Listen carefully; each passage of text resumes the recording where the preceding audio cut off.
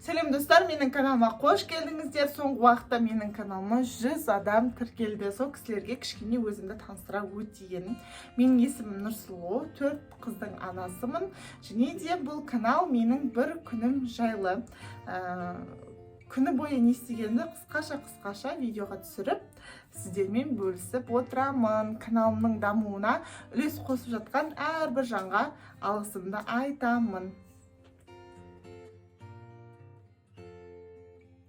Үйде малина қалған болатын, соны суы шығып, кішкене сонымен малиновый кекс жасап берейін деп жатырмын балаларға. Балалар деген негізі кекс, пирог деген жақсы жейді ғой. Үйде не бар, соның барлығын қосып, осылайынан кекс жасап бердім. Қыздарым кекс, блинчик дегенді негізі менің жақсы жейді. Кексті пешке 180 градусқа салдым. Мен кексім пісем дегенге дейін сіздерге өзімнің 6 штук майлығымды көрсете қояйын. Размерлері осындай үй жақтағы магазиннен ала салдым. Осындай қонақ келген кезде деп. Осылай сүлгі ғой, негізі сүлгі ретінде алдым. Анау майлық ретіндегі качествосы онша болған жоқ. Осыны алып қойдым.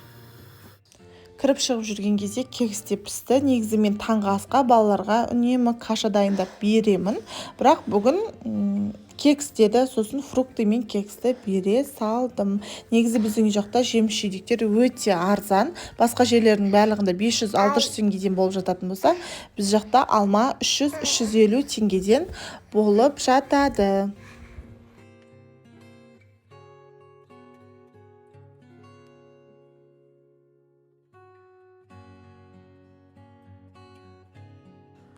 Үйдің тірлігін істеп болып жатқан кезде менің қызым сабақтан келеді, ол 2-ші сынып.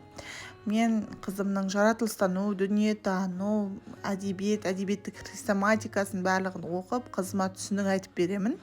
Содан кейін барып ол демалады. Одан кейін кешкісін түндетіп сабақ оқимыз.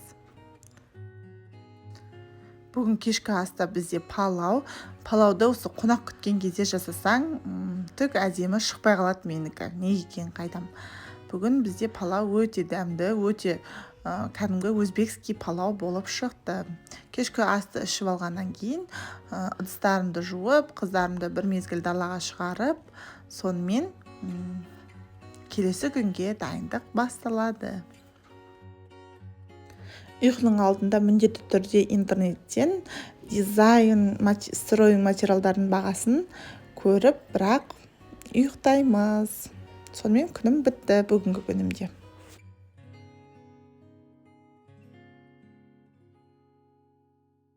Каналымның дамуына үлес қосып жатқан әрбір жанға алғысымды айтамын.